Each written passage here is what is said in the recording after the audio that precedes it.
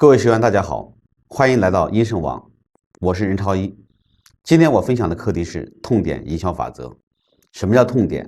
顾名思义，就拿今天我们在现场通过网络学习来说，那么以前学习最传统的方式是在课堂上，可能需要在统一的时间、统一的地点，那么这样呢，会让很多人会带来很多不便，包括时间和空间的距离。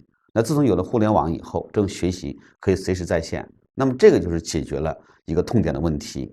那我呢是从一个电视人开始啊，关于我的介绍呢，我是做了20年的媒体，我创办了奇观天下这样一档财经电视栏目。那么这个栏目有7、8年了，也影响了中国很多的企业家。那么我是痛点营销法则的创始人，当然我也投资了很多项目。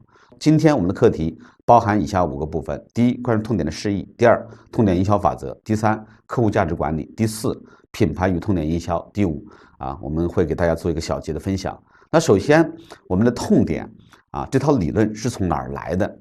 那我想从4个方面来给大家来阐释一下。第一，它的理论性首先，任何一套知识，它应该是一套成系统的理论第二呢，观点它有没有创新性？那么现在这是一个知识大爆炸的年代，那我们的知识有没有与时俱进？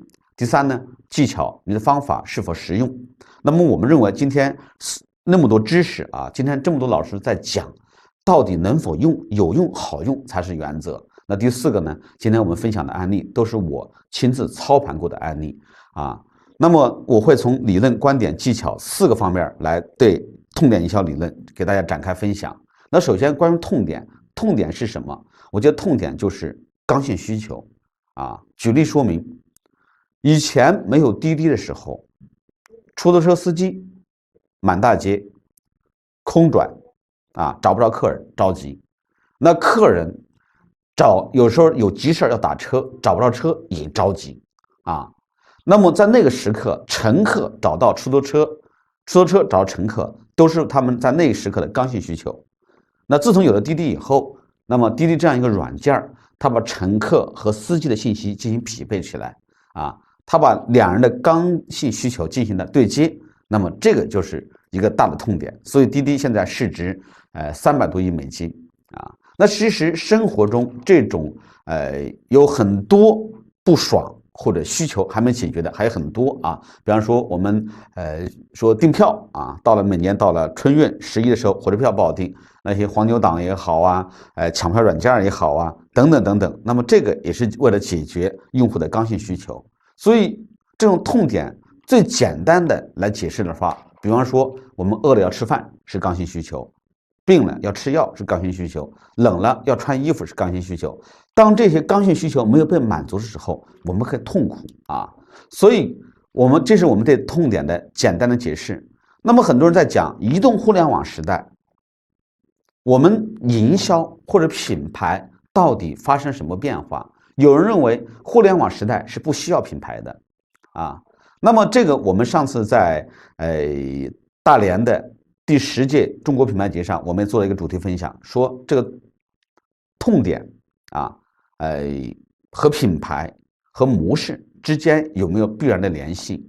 那么当时我们在和京东的一个副总裁在对话的过程里边，我们就谈到了一个观点，请大家思考，说今天的京东是品牌是大于模式，还是模式大于品牌？那么京东它解决了用户的一个什么痛点？那么在传统时代，像互联网这样转型的这个时代，互联网到底给我们带来了哪些变化？那么我们认为，在互联网时代，品牌的本质没有变化，只不过我们在做品牌和过去的方式有了一些变化，销售的一些通路发生了变化。比方说，移动互联网的本质发生了3大变化。第一大变化就是让信息对称了。那比方说，今天当大家可能在线上学习我的课程的时候，大家可能为了增强我的了解，你可以一边听内容，你也可以一边打开百度搜索框，搜索任超一一搜索就知道这个老师到底是谁。那么以前没有互联网的时候，我们在课堂上学习，听一个老师去讲课，这个老师到底水平怎么样到底忽不忽悠，可能只是凭我们个人的判断。那么自从有了互联网以后，我可以在网上找到我所有我想要的信息。那比方说以前没有互联网的时候，说假设你出国给领导带瓶红酒，你回来送给领导，你忽悠领导说领导这瓶红酒价值$1000，那么以前没有互联网，领导也不知道啊，你送给他，他觉得哦，那也许他就值$1000了。那么现在你再出国给领导带瓶红酒，你送给领导说领导这瓶红酒价值$1000，可能你送给领导，你前脚刚出门，后脚领导拿着微信一扫，哦，信息发现一目了然。所以今天你买任何商品，只要它有条形码、有二维码，你用微信和支付宝一扫，它的所有的信息都出来了，多少价钱一目了然。所以今天有了互联网，你可以在网上找到你所有你想要的信息啊。所以这就是一个高度信息对称的年代。那比方说过去没有互联网的时候，我们去买东西，这个东西多少钱，我们只能听商家说。那么现在有了互联网，你可以在网上找到所有产品的所有的信息啊，找到所有的价格。也就是说，移动互联网让价格变得相对透明了。那比方说，今天我们和很多人在聊天，在特别包括在面试的时候，在谈合作的时候，啊，有时候我们发现我们在说话，对方在拿着手机在玩，表面上好像人家在刷朋友圈或者看微信，其实不然，人家在拿手机在搜索你，在百度求证你说的所有的观点，啊，包括面试的时候。过去面试，人家拿一份简历，你看着简历啊，你去看他说什么，什么都感觉是对的。那么现在呢，他根据他的简历，他所描述的事情，你可以拿手机、拿电脑搜索他的公司、他的上一家公司的情况啊，上家公司发生重大事件，网上一搜就出来了。所以信息对称让骗人越来越难了啊！信息对称带来最大的结果是什么呢？就是渠道扁平化了。比方说淘宝。他让商家把店直接开到淘宝上了，那么用户可以直接在淘宝上和商家和工厂直接来产生交易了。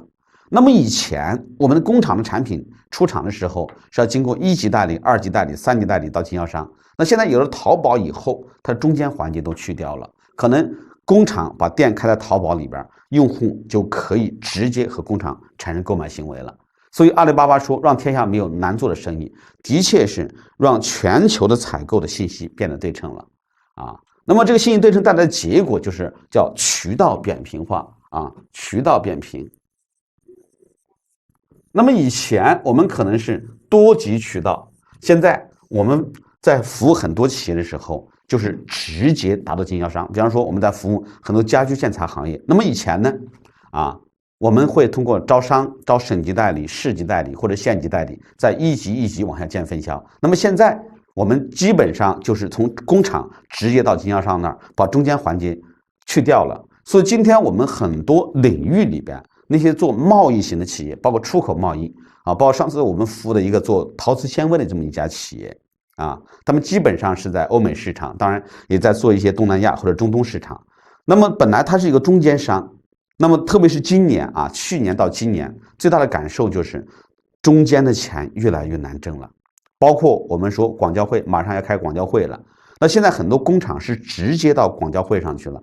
那过去从全球的采购商或者买家来说，那可能都是以前贸易商偏多。那么今天我们很多经销商啊，大的经销商就直接来到广交会上，他也是为了绕开中间那些贸易环节。所以移动互联网信息对称啊，就让渠道越来越扁平化。那么这是一个趋势。那么今天对我们传统生产制造企业来说，那我们在迎接互联网、拥抱互联网的时候，我们需要的就是来适应这种渠道扁平的这么一个过程。那么我们这些做代理商和分销商的，或者做中间贸易商怎么办呢？我们要去适应这个渠道扁平啊。把渠道扁平给我们带来的劣势怎么样去变成优势？那么今天我们会在案例里边去给大家去分享啊，这是移动互联网的本质。第一个叫信息对称，第二个呢叫双向互动化。什么叫双向互动化呢？那么以前我们一个产品卖给谁了，我们是不清楚的啊，是很难获取用户的信息，用户的消费频次，多长时间买一次，我们很多时候不知道。那么有了移动互联网以后呢，它能及时获取用户的信息。百度、阿里、腾讯为什么那么值钱？百度记录了我们每一个人搜索行为习惯，淘宝记录了每个人的购物习惯，腾讯记录了每个人社交习惯。不知道大家在淘宝上买个东西没有？比方说，你同样是买个手机，买个 iPhone 7，iPhone 7出来了，你在网上去买。那么不同的人买 iPhone 7，淘宝在做相关配件推送的时候，它是不一样的。比方说你的消费能力，它根据你的消费能力啊，你的消费能力还可以，你买个 iPhone 7，它有可能会给你推送一个100块钱的这样一个手机壳，或者推送过200块钱的这样一个耳机，也可能你平时买东西买的比较便宜，那么它可能会给你推送一个20到30块钱手机壳，它会根据你的行为，平时的购物行为来进行精准的匹配和推送。那百度也是这样的，你有没有发现你在百度上搜过一些关键词，你在点击其他无关的网站、一些新闻网站、一些资讯网站的时候，这些关键词会自动跳出来，它也是记录了你的搜索习惯。所以在移动互联网时代，一个最大的变化就是万物互联，用户和我们的商家是能够实时双向互动的。举例，我们上次去看过苏州的一家企业啊，这个企业它最大的主要是做那个高铁无线上网的，但是我们看它有款产品让我是很震撼的啊，比方说一个零售货架卖化妆品的，你把那个化妆品正常是摆在货架上啊，这个倒没有问题。那么它这套系统呢，当用户拿起货架上一盒化妆品的时候，那货架上面有一个电视，马上就把这个产品的广告就放出来了，这个产品的功能特点也放出来了，然后在片子结束的时候会弹出一个优惠券啊，根据这个产品价格不同，可能优惠会有5块、10块、20块或者30块。那么这个时候，如果你想要的话，你拿出手机扫一下那个二维码，这个优惠券就到你的手机上了。然后你去买东西的时候，你在前台收银台直接出示那个优惠券，那么它就直接可以折现金使用。当然，这是一个从外表来看，它其实也没有什么，就是一个简单的购物流程。但是我们在看那个后台的时候，当你拿起手机扫那个二维码的时候，那么这个系统的后台就会显示这个扫这个二维码的人是谁，因为你是通过微信扫的，微信里面基本会包含你的一些相关信息，你是男的是女的，你多大年龄，包括平时出现在哪些区域。所以我们微信大家可能也能感受到，当你换个手机登录的时候，如果不是常用登录地点，它会提示要输入短信密码验证。那么这个呢，当你用微信扫一下的时候，那么这个系统的后台基本上获取了你的相关信息啊。我们在看后台的时候，我们看我们当时几个参观的人，只要你扫过的信息，我的姓名啊，如果我手机号绑定了微信，那我的手机号、我的相关信息在后台上全部都出来了。那么这个呢，它就基本上获取我的用户信息了。那这次买卖可能只是第一次，它通过双向互动，就很有可能把一生一次的买卖变成一生一世的买卖。为什么？它获取了我的用户信息了，它会分析我的喜好，当然它也会结合淘宝啊、阿里、百度的大数据来分析我的用户行为。那么这个还会干什么呢？这个系统还能干什么呢？当你拿起这个化妆品盒，你一拿起来的时候，你看了多久，你的所看的时长，它后台也会自动记录。那比方说，这个卖化妆品这个店，在全国有1000家店啊，有1000家店。那么每天早上，比方说9点钟，某一个品类的化妆品在全国哪些区域，比方说在华北区域、华中、华南或者西北、西南，哪个区域拿起来看的频次最高，它会被一群什么样拿起来看过？实际上，它就是在后台，它能进行实时的数据分析，它是被一群什么样的人看的最多啊？那么这是我们主要是针对零售行业啊，它的确把用户和我们的厂家啊和我们的商家直接能够及时进行双向的互动，它能够搜索用户的行为啊，它的消费频次。那可能这个数据有什么用呢？比方说，我们特别是中国的服装行业，服装的行业都是在提前备货。比方说，现在很多企业可能在备冬天或者明年春天的货了。那么今年冬天和明年春天会流行什么货呢？大家可能一方面是看全球的趋势啊，去估一下，但是这种估会不准呢？它很有可能不准。所以为什么中国服装的库存量这么高？那自从有了这套系统以后呢，它有一些新品上线，它不一定在全国所有的区域一下铺开，因为这个服装的供应量生产量是太大了。同一个款式，它的花色至少有3种尺码有4种。你想一下，它上10个新款，那就是10×3×4，那就不是个小数字了。全国1000家店，那就是个天文数字了。那如果卖不掉，那就很麻烦了。那怎么来降低它的库存呢？它可以先，比方说生产100件在华北区域找100家店去测试一下，看这个新款上市了以后，它会被多少人拿起来看过，被多少人试穿过，会多少人有购买的意向。那么这个实时的数据就会实时传到工厂，工厂会根据这个受欢迎程度来决定是否加单或者减单。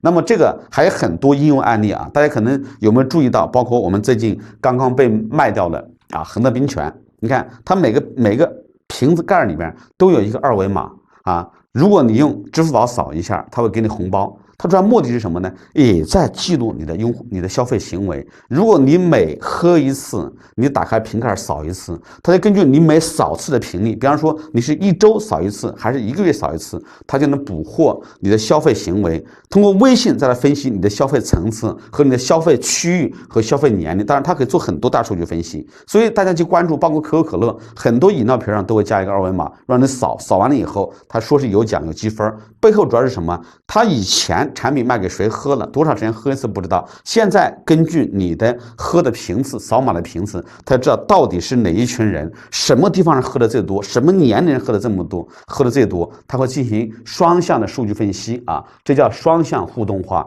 所以今天我们在很多商超去吃饭，大家可能在商业综合体吃饭都可以不用现金了都基本上就是说，你拿着一个手机，你可以去吃任何东西，买零食、看电影，哪怕买一瓶饮料，大家都鼓励用微信或者支付宝来支付。那为什么会鼓励微信和支付宝的支付呢？它也是在搜索我们的用户行为，因为你扫一次，它要求你要想优惠的话，你必须关注它的2维码关注它的公众平台。那么根据公众平台，它会反过来收集你的信息根据你的信息来分析你的消费频次。那么这是移动互联网的本质就是用户和商家能够通过某一种方式来进行实时的互动，商家能够分析用户的消费频次。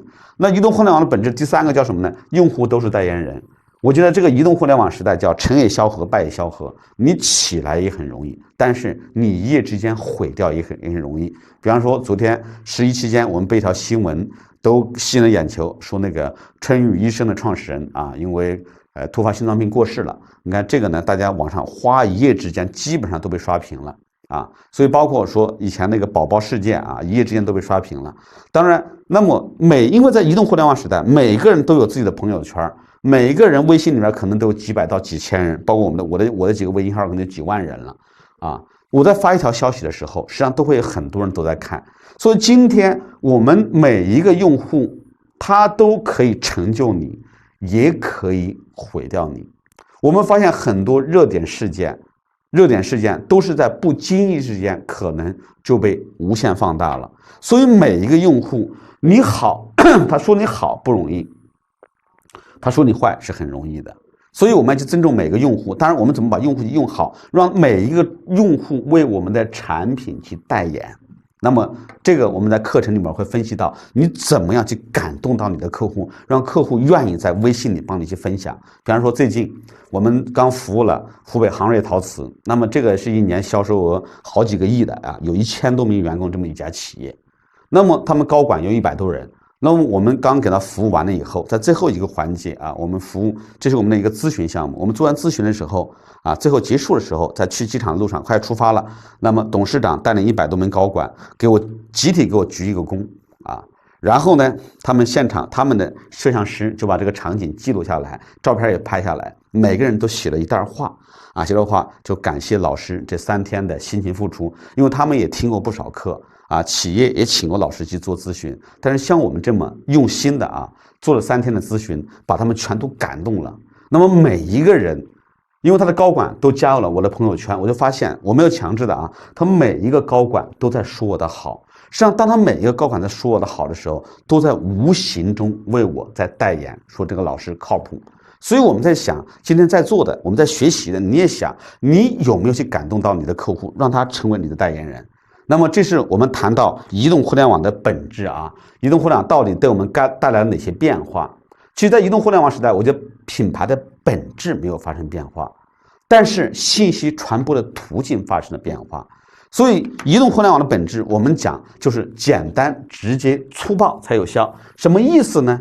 我也想请大家在思考啊，我们学习呢，不是一个单向的，我希望大家能给我进行互动啊，包括看视频的时候可以给我留言也可以啊。那么大家也在思考，我不知道我们学习的啊，年龄40岁以上的人再思考一下，年龄40岁以下的人也可以去思考。那我们60后、70后当年在谈恋爱的时候，我们很多人谈恋爱谈了3个月、半年，是不好意思去牵对象的手。啊，你的恋人手就是哪怕可能没人手，可以偷偷摸摸的牵一下。这儿人多的时候是不好意思的啊。那时候我们是比较含蓄或者低调啊，就是可能相对来说啊，就是没有那么张扬啊，就是个性没有那么去释放。但是现在不一样了，我们那时候谈恋爱半年不敢牵手，但是现在我们讲非诚勿扰呢，可能半个小时牵回家了，这是最大的变化。我们60后、70后当年写一封情书的时候，怎么写呢？明明心里有想法，还得羞羞答答的啊，说我约你是为了陪你躺在床上数天上的星星。那现在呢，微信那么发达，情书很少有人写了，直接微信就2字约嘛，啊，或者说我来了就是为了来睡你的。所以这是移动互联网和传统时代的变化啊。所以现在的人越来越简单，越来越直接。所以我们认为今天做品牌就是简单、直接、粗暴才有效，别装啊，不要去装啊，开门见山，直奔主题。所以今天在这个高效率的社会，我们去判断一个人也是这样的。比方说，我们去给人聊合作，如果3分钟还没有进入主题，这个人基本上我就不聊了啊。半个小时没有结果，这个人从此不见了。为什么？他在消耗你的时间。每个人时间是有限的，我希望对大家启发，怎么样把有限的时间去干最有效率的事情啊！因为这个时代，我们要求就是简单、直接、粗暴才有效，还铺垫的又臭又长的，跟你聊3个小时还没结果的这种，你就拉倒吧。所以今天做品牌也是这样的，营销就是简单、直接、粗暴啊！所以在这个简单、直接、粗暴背后呢，我们讲的就是痛点，找痛点，直达用户痛点。啊，直奔主题，别装。什么叫直达用户痛点呢？我们就是说，就是直接找到用户的刚性需求，找他最缺什么，他想要什么。实际上，我认为刚性需求无处不在。大家思考一下，每天我们过得很爽吗？我们每天心情都那么好吗？我们生活里面还有没有不爽或者难受的事儿呢？啊？比方说北京那么堵车，那堵车问题当然我们解决不了了。那有些问题我们可不可以去解决？在人们所有的不爽背后，我们去发现商机呢？比方堵车的问题，北京就有人搞了那个租自行车啊、摩拜单车的这么一个商业模式。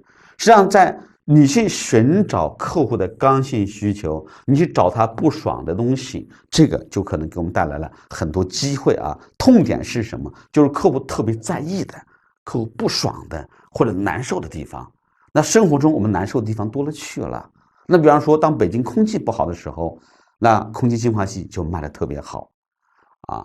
当堵车的时候啊，当说酒驾抓得严的时候，那代驾就出来了啊。那最早以前不抓酒醉驾的时候，那酒驾生意哪那么好，代驾生意哪那么好？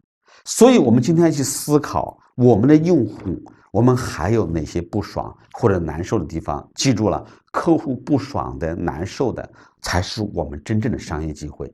客户不爽的，你解决了，他就离不开你了。就像你饿了要吃饭，冷了要穿衣服，病了要吃药一样。但是呢，今天我们认为这是一个痛点遍地啊，痛点满地、痛点遍地的社会，到处都是痛点。那么在这个痛点遍地的社会呢，我们今天很多老板还停留在传统时代。什么叫传统时代呢？我们好多老板说认为做品牌要太费钱，说做品牌就是花钱的事儿，其实不对啊。过去呢，做品牌有个什么理论呢？做品牌就是打广告，所以很多企业陷入什么误区呢？说打广告找死，不打广告等死。所以过去做品牌玩理念多一些，今天做品牌，我们要求就是实干干货，直达用户痛点，别玩虚的。所以今天无论从品牌也好，从商业模式也好，就是说你有没有找到直达用户的痛点，这就是你存在的理由，就有没有人需要你。如果没有人需要你，你广告打得再凶没有用。那恒大广告打得不凶吗？他的分销渠道做得不好吗？他终端布局布得不好吗？谁会有问题吗？谁也没有问题，资金投入又够啊，什么都不是问题。为什么亏了40个亿，然后把它卖掉，不就是一个坑吗？第二，谈商业模式。商业模式，有人说商业模式是个大坑。我们今天也是，我也发现说2015年基本上是餐饮 O2O 啊，包括最近说皇太极，有人说皇太极这个模式有问题啊。我觉得整个商业模式背后啊，我觉得如果你没有找到用户的痛点，那也是个大坑啊。所以为什么去年 O2O 项目欧了拖累欧了，死了那么多啊？为什么今年融资那么难？不是没钱呢。房价蹭蹭往上涨，你说老百姓手上没钱，投资人手上没钱，他有钱，但是为什么投资人成功概率如此之低？可能10个项目里边能成0.5个就不错了，也就是100个项目能成5个就不错了。难道说投资人没有眼光吗？那么多商业模式，我说投死了那么多，包括博派洗车都估值到几个亿的美金了，还有很多啊。还有很多都死掉了，包括那个18岁的什么少女总裁等等等等等等，那么多听起来很美好的模式，为什么最后都把自己给埋了？问题还是在于自己没有找到真正的痛点啊，找到用户真正的刚需，靠烧钱的模式，我认为它不是一个好模式。那么我们在服务的所有的企业里边，我1年下来要服务100多个案例。那么这些案例里边，我们没有一个烧钱的。我们认为烧钱的模式都叫伪模式，真正好模式不需要烧钱的。所以今天我们做一个企业，不要老是等待去找投资人钱，你先活下来。华为的战略不就是活下来吗？它最高战略永远就是那句话：活下来。当你的模式不足以支撑你活下来，需要靠输血的时候，它根本就不是一个好模式。所以我们不要等着说靠别人输血，靠别人投资人的钱。投资人钱就是说，当你的小范围试样打样，你在一个区域打样，单点你打样打成了，你有盈利了。当你需要大规模复制的时候，可能你需要借助资本的力量。当你的单点，我们总是说，很多人期望说它有数变、量变到质变的过程，说我的用户数到了100万或者1000万的时候，它就一定会很好。我们小的时候不挣钱，我觉得那也是瞎扯。当然，个人观点啊。个人观点，所以我认为商业模式今天让很多人掉到大坑里面去了。我认为不能直接产生盈利，是要烧钱的模式，它就不是一个好模式。那第3个坑呢？我觉得老板是企业最大的坑。我们发现企业发展到一定程度，老板是企业最大的障碍。为什么？那过去这改革开放20-30年的时间啊，是中国人口红利的时代，也是中国改革开放的红利时代。很多老板的确在这个时刻挣到了钱。那么从这一届啊，12年以后，13年啊，我们这届政府经济在调结构，调结构的背后，我们要慢慢回归实业，回归制造业啊，经济慢慢回到根本上去，是以需求为拉动的发展的模式。因为经济的3驾马车，一个投资，一个出口，一个内需，我觉得内需才是真正的根本啊，投资容易产生泡沫，出口全球形势不好。那么在这个内需，过去的经济发展，内需主要靠的是房地产的拉动，但是房地产你看最近都限购了，要降温了。当房地产的增速下来的时候，那么真正实业，中国的劳动力成本越来越高，那么实业在这个调整结构，经济调结构会有一个缓慢的过程。那么在这个缓慢过程背后，我们很多老板会产生很多抱怨，那么也请大家思考一个问题：过去说很多企业的确挣了很多钱，我们服务的很多企业里边也有很多挣到很多钱的。我想请大家去思考，那过去很多企业挣了很多的钱，是因为这个老板太厉害了，还是因为这个老板赶上了好时候呢？那么我认为主要是很多老板赶上了好时候。我们认为是时势造英雄，不是英雄造时势。但是因为很多老板过去挣到了很多钱，就有点迷失自我了，认为自己无所不能。结果当经济整个调整结构的背后，其没有适应外部环境的变化，还是用过去的经验主义去设想或者去幻想它的未来，结果把企业带到坑里面去了。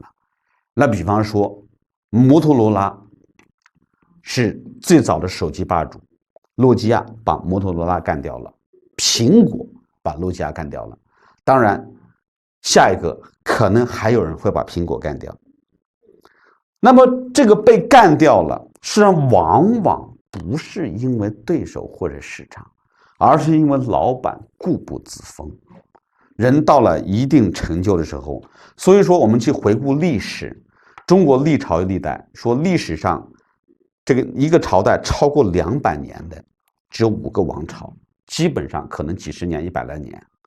那为什么一个朝代和一个企业都会有自己的生命周期？那么怎么样去打破这样一个生命周期？就企业到了成熟期的时候，怎么样不进入衰退期？那就需要我们很多老板来打破自己的经验主义惯性思维，而不是去瞎指挥去抱怨。我们来思考说，当一个企业的盈利能力和利润下降的时候，到底是市场的原因，还是我们企业内部管理的原因？或者说两者兼而有之。有人说这是因为市场不好了，有人说可能是我团队不给力，有人说市场也不好，团队不给力，两者都有。那其实我想请大家思考，在这样环境这个大环境对所有人都是公平的，同等的环境下，我们身边有没有做得比我们好的企业，过得比我们滋润的企业，有没有越做越好的企业？很多人回答说肯定有。那为什么人家会过得越来越好，过得越来越滋润，比我们过得好呢？人家为什么没有受到外部环境的影响呢？好多人明白了这是我们企业内部管理的原因。那也想请我们思考一下，在座的我们学习的，我们想一想，我们在做管理的过程中，我们有没有碰到让我们很生气的下级把我气得不行？你明明让他往左，他在往右；你让他往东，他往西。你说7，他说8，你8说，他瞎说。有没有这样的人？有没有说把你气得不行，恨不得想一脚踹死他的人？大家说有。说上次有个老板骂一个员工，急了把事儿办砸了，急了，骂说你笨，你笨，你是我见过最笨的人，笨得像一头猪一样。那个员工被骂得可怜巴巴的，一脸无辜的看着老大，说老大，他如果我们笨的都像猪一样，那您就是一个大猪头。为什么？有人会笑了，说兵熊熊一个，将熊熊一窝，将信驴窝狗熊。什么样的老板吸引什么样的团队？所以当一个企业发展碰到障碍的时候，当一个企业需要来调整升级或者转型的时候，我们去思考到底谁是这个企业转型升级最大的障碍。一般呢，我们认为就是老板。所以我们认为，当这个经济结构在调整的背后，我们每个企业需要升级或者转型。当然，老板要突破自己，来不要挖坑把自己给埋掉了